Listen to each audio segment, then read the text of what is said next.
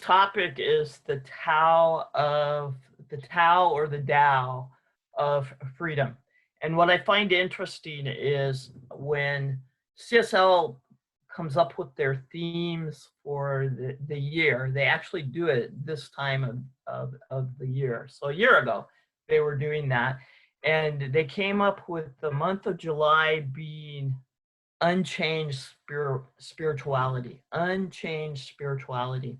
And based on the events of the United States and what's been going on the last few months, there was some discussion, is unchained the right word to use? Because unchained brings up a lot of different ideas in our minds.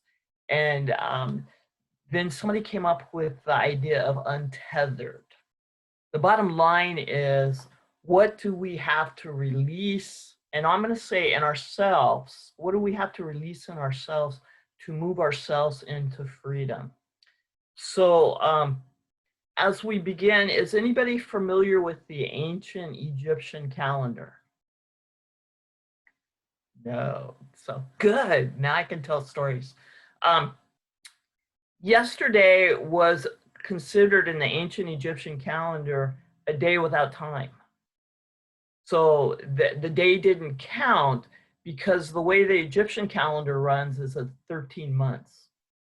So the reason I bring that up is because today is their new year. So think about how we celebrate New Year's, and how many of us would like to do 2020, already be done with 2020? You know, and really the only part of 2020 that I'd like to be done with is the fact that we can't meet together. I think 2020, and I'd like to be done with the illness of 2020. The reason I say that is because I think 2020 was really designed to give us 2020 vision and to look at what freedom really means to us. And by being sheltered in grace, we've had an opportunity to do that. We've had an opportunity to take a deeper dive inside. So I bring that up because as I was getting ready for the topic, CSL provides some information, but I like to do my own research. And what I found, which I'll use as part of the reading today, Bobby, is that in March of 2014, there's actually, if you Google, there's actually an article called the Tao of Freedom.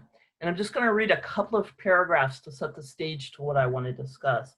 It's by Nicole Marcotte, and it begins, what does it mean to be a free spirit?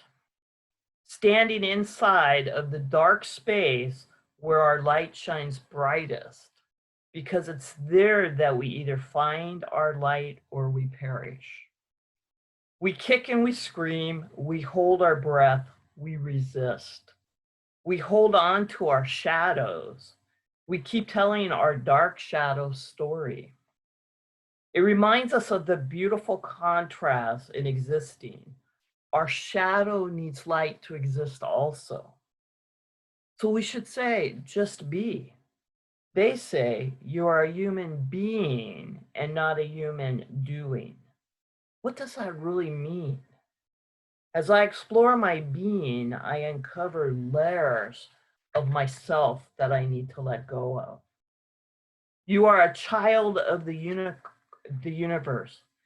But here for contrast, if you don't know the light, if you don't know the dark, you can't know the light. Our job is to expand and watch everything that we do and choose to keep it or choose to let it go, which is really what I think this year has been about so far. So where do we find freedom? Do we find freedom outside of ourselves? Have we given ourselves permission to have freedom? Are we entangled with our beliefs? Are they our beliefs? And the reason I might sound a little passionate about that is, some of you know, June 21st, I'm now officially unemployed. I now work for, I don't know who other than God, of course, but I was outplaced from my corporate job. I knew it was coming. And everybody at the job kept saying, well, what are you going to do? What are you going to do? What are you going to do? And I said, don't know. Once I do know, I'll declare it, and I know the universe will provide it. But what I was really clear about was I want to let go of what doesn't serve me anymore. I'm doing a deep dive, and it's about evaluating simple things like chocolate. Oh God, I love chocolate, but do I love chocolate? Do I love chocolate, or is it because somebody told me I love chocolate? Or is it because it was always in the house? Was it my grandparents' beliefs that I spent time with? Was it my parents' beliefs, or is it truly my belief? Okay. As I shared with my nephew not too long ago, this is the year that the Beatles song is my song. Will you still be loving me when I'm 64? So at 64 years old, I'm looking to say, wow, who am I? What am I? Where am I? And I know it's something that I've done before. I know it's something that we all spend a little bit of time with, but am I really looking at my shadows? Am I putting light on it? If you, we all know Helen Keller, who Helen Keller was. We all know that she could see her way in any room. We also know that we ourselves can walk through any dark room in our house, and in most cases, not hit our one of our toes, and mine's usually my baby toe, on something like a piece of furniture. We all know the way. And it's because if we shine the light on it, everything that we know is there is still there. Okay. So now I'm taking an inner journey. I'm inviting you to contemplate this, to take the inner journey to look at what is my shadow side? Can I love the things I hate? And I'll be honest with you, there's a lot of stuff up for me right now. There's a lot of stuff up for me in regards to how the world is. There's a lot of stuff up for me. I understand some of you are going to be taking the journey with me in white supremacy. The ministers are doing that right now. We're in week 4, and it gives you an opportunity to evaluate things that we take for granted, things that we don't know, things that we've never decided to consider. So it's in knowing that we don't know that allows us to know. So it's about freedom is about making what's unconscious conscious, so then we can consciously select to make it unconscious again. And I don't know if that makes any sense, but that to me is when I look at freedom and say, wow, I could have had a V8. I really could have.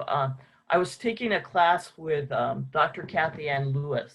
Anybody know her? She's up in Seattle. She's doing a class for the ministers. It's called Money, Mysticism, and Miracles. And she invited us all to make a covenant with God.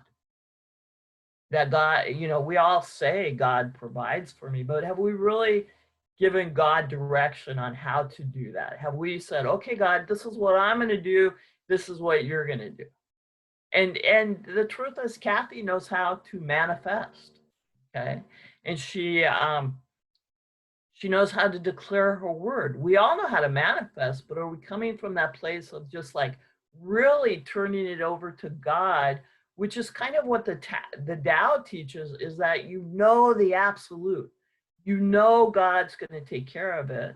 Or do you go in and try to tune the channel a little bit? So the profound thing that I took away from that I did a wow, I could have had a V8 on it, was when you make your covenant with God, when you pray to the God of the universe that's partly within you, are you praying to the God of your past? Have you, as you evolve as you grow in God, because, you know, our teaching really is about we're God experiencing. We're not all of God, but we're a part of God, and God experiences through us. That's why I used to love the program God Friended Me. Too bad they took that off the air. But with Kathy's point is, am I looking outwardly to the God inwardly? And is it the God of who I am now as I've evolved? Or is it the God I was introduced to as a 3-year-old, a 4-year-old? And I really had to say, oh my God that I've been praying to is that of the child. Even though I'm a strong believer, and you guys have heard me say it before, I love the passage in the Bible that says, come before me as children, and you shall inherit the kingdom. But I want to come before God, and I want to have my relationship with God as a beloved child, but I also want to be that 63-year-old, the wisdom that the 63-year-old has. So have we updated our view of that which is greater than us? And it's there that we find freedom. It's there that it's when we look at the small things like that, to be honest with you, I took for granted. Wow, I could have had a V8. And that's really sparked me to look at everything in my life. Is this my belief, or is it one that was handed to me? And again, I'm at that place where, do I retire or do I refire? Do I rewire? Okay, not quite ready to retire because I like my toys, but the look is, do I need the toys I have? Or can I get by with some, can I downsize? Not ready to give up that yet, but at least I'm looking and knowing what I'm willing to do. And at the same time, I'm not begrudging anything I uncover. I'm blessing it, because in blessing all that I have, all that I am, all that I do, it's what brings me to this place in time. I don't want to live in my past. I want to be in the now. I want to be fully present, experiencing the now. And that's where I find freedom. And, you know, I can only give you my ideas to spark some ideas within you. You know, how you walk away from here and say, am I a human being or am I a human doing? Okay. You're a human doing when you're not in the moment. You're a human doing when you're not in the moment. Because if you're doing something like Thich Nhat Hanh says, when you're washing the dishes, you're washing the dishes. It doesn't, and you should focus 100% on washing that dish versus having your mind travel somewhere else, having your heart travel somewhere else. Okay. The question is, and then the question becomes that I'm asking myself, am I living from here, or am I taking the 18-inch journey and living from the heart? Because the heart was the first one created of the cells, and then it split. And if I'm living from my heart, I'm also mindful of the story that said God purposely put the Holy Ghost here. That plays into that saying that we hear in religious science, in me, as me, through me. So this is part of God is living in my heart as my soul, as my spirit. And it's still not the awe of God or the God, you know. So that's where freedom is. Freedom comes with knowing the all of you and the awe of you and the greatness that God created, which is you. Do you stand in the mirror and do you stand there and you say, wow? Do you love yourself? We all know how to say it, but do we really love ourselves? Do you wake up in the morning and do you give yourself a hug? Give yourself a hug now. Go ahead, just hug yourself. And, say whatever you would say to somebody at church that you were hugging. It's good to see you.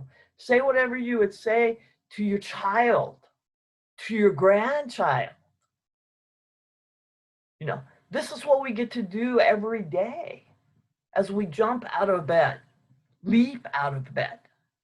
Do we get out of bed? Reverend Victor used to say, he used to lay there and say, I say to God, what are we going to do today, God?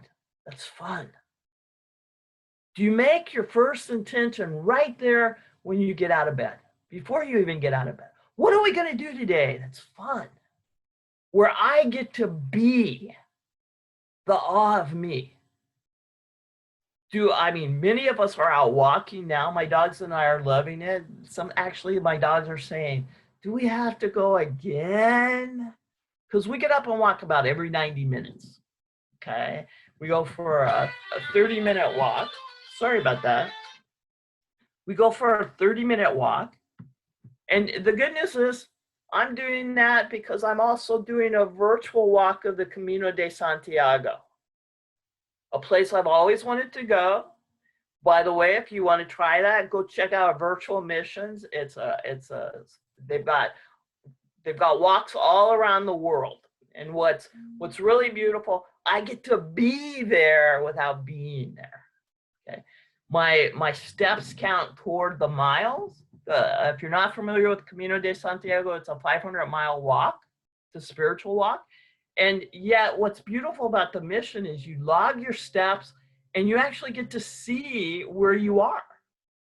They actually even send you postcards to send out.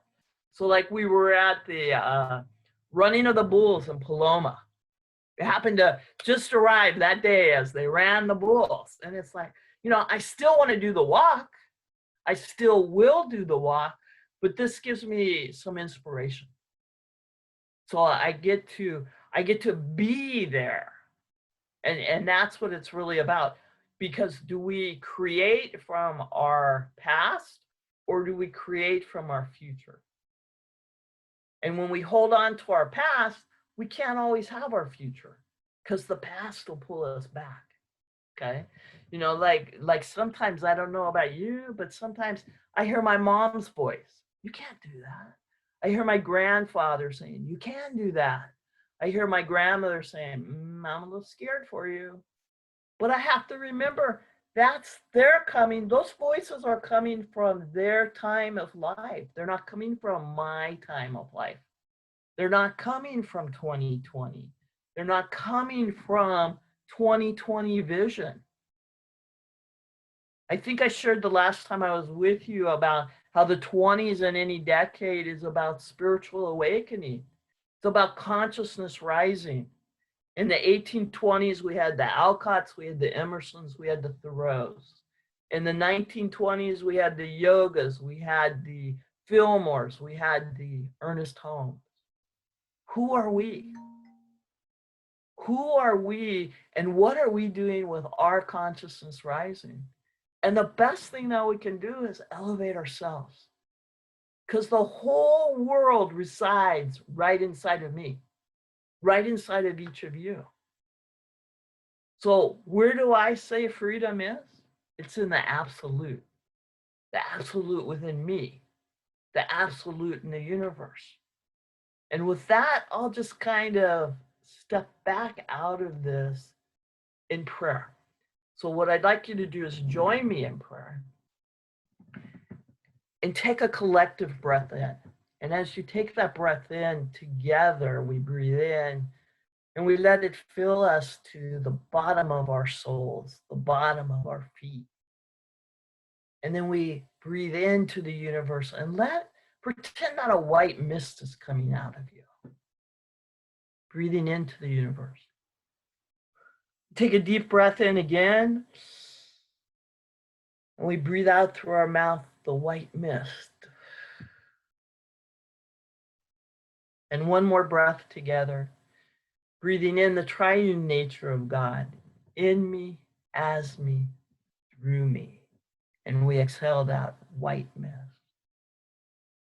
And what I know today, I know for each of us on this video link, I know for anybody watching this link, I know for anybody in sacred service in this moment, I know for the leaders of our communities, the leaders of the world, I know for every being that breathes, they are one with God. The God of their upbringing, the God of their nature. For the truth is, there is only one God. And as I speak my word right now, I speak